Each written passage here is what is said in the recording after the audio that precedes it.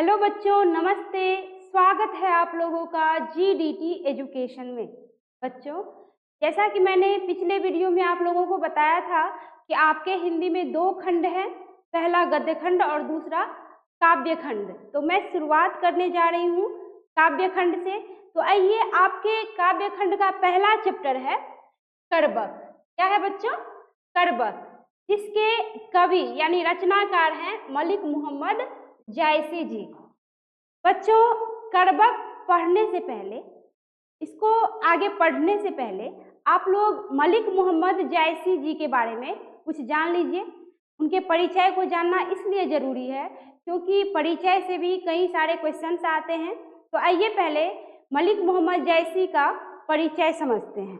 मलिक मोहम्मद जायसी। बच्चों, मलिक मोहम्मद जायसी जी का जन्म हुआ था 15वीं शती उत्तरार्ध अनुमानतः 1492 ईस्वी में। कितना में बच्चों?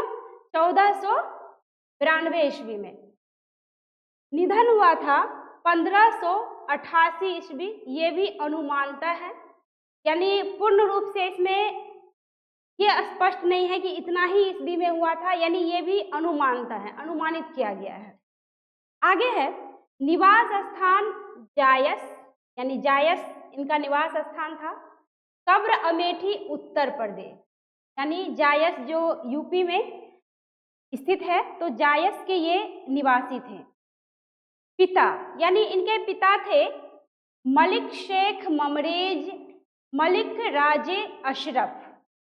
आगे है गुरु, इनके गुरु थे सूफी संत शेख मोहिदी और सैयद अशरफ जहांगीर। कौन थे बच्चों?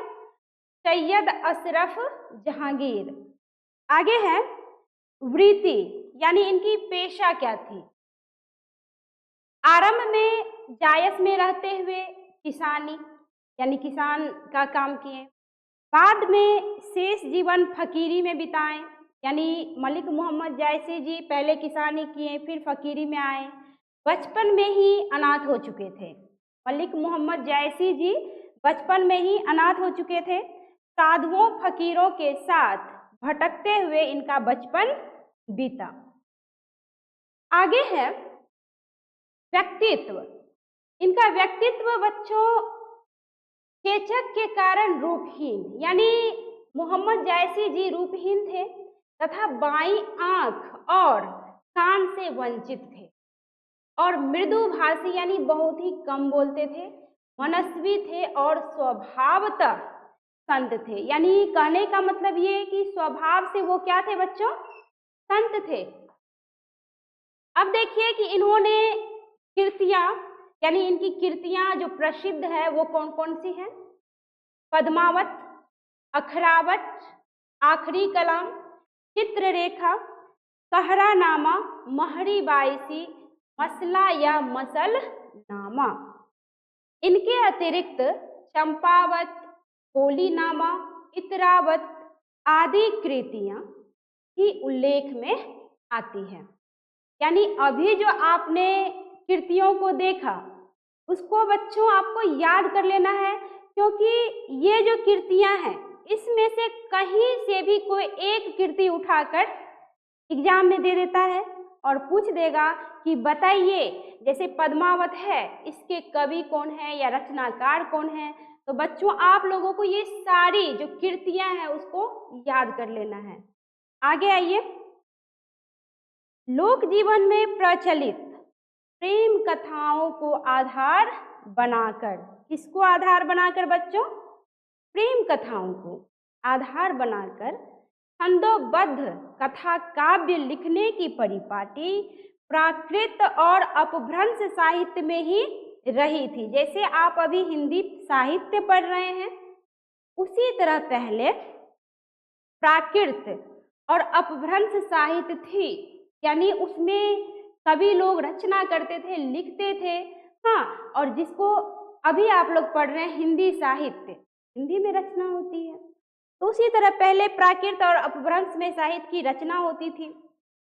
तो यहाँ पे आगे है कि यह परिपाटी साधारण जनजीवन के प्रत्यक्ष अभिप्रेरण यानी साधारण जनजीवन को प्रेरणा देते हुए किसी घटना के विषय में। आगे कहते हैं कि और संरक्षण में आगे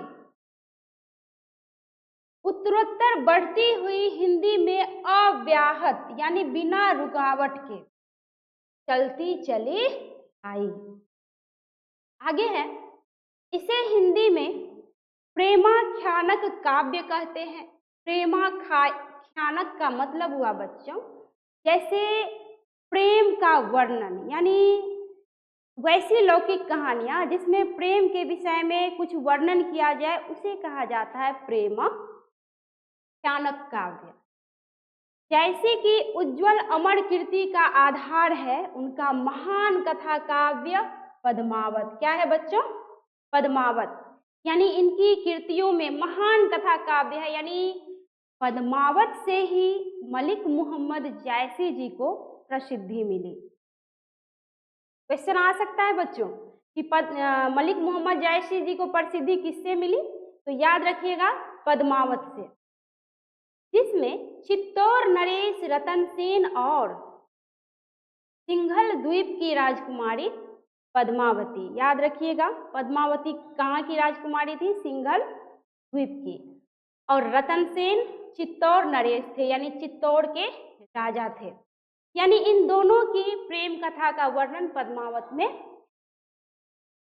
आगे कहते हैं मोहम्मद जायसी प्रेम की पीर के कवि हैं। बच्चों प्रेम की पीर के कवि का मतलब समझते हैं आप लोग? यानी ऐसी काव्य रचना जिसमें प्रेम की पीड़ा का वर्णन हो एकदम प्रत्यक्ष रूप से। यानी है तो काव्य, है तो कोई रचना, लेकिन जब आप पढ़ेंगे तो आपको स्पष्ट प्रेम की जो पीड़ा होती है वो आपको स्पष्ट पता चलता है। यानी जायसी जी के रचना में प्रेम की पीड़ा आपको स्पष्ट पता चलेगा। वो जब आप चैप्टर पे आएंगे तो आपको पता चल जाएगा कि कितने अच्छे ढंग से जायसी जी ने रचना को रचा है। आगे है, यहाँ प्रस्तुत 2 करबक अलग अलग संकलित हैं।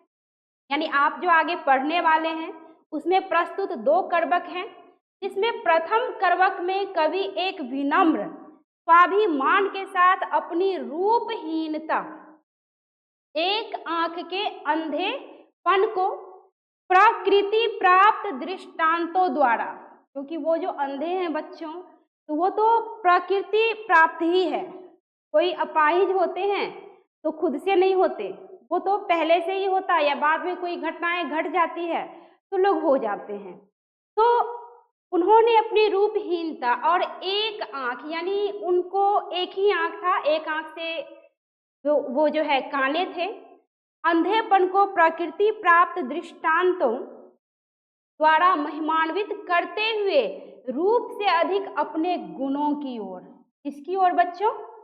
गुणों की ओर हमारा ध्यान खींचते हैं। यानी कहने का तात्पर्य यह कि मलिक मोहम्मद जायसी जी रूपहीन थे, यानी कुरूप थे, तो उनको इस बात का कोई गम नहीं था कि हम रूपहीन हैं, क्योंकि उनके नज़र में रूप से बड़ा गुण होता है। तो उन्होंने गुणों की ओर हमारा ध्यान खींचने की कोशिश करते हैं।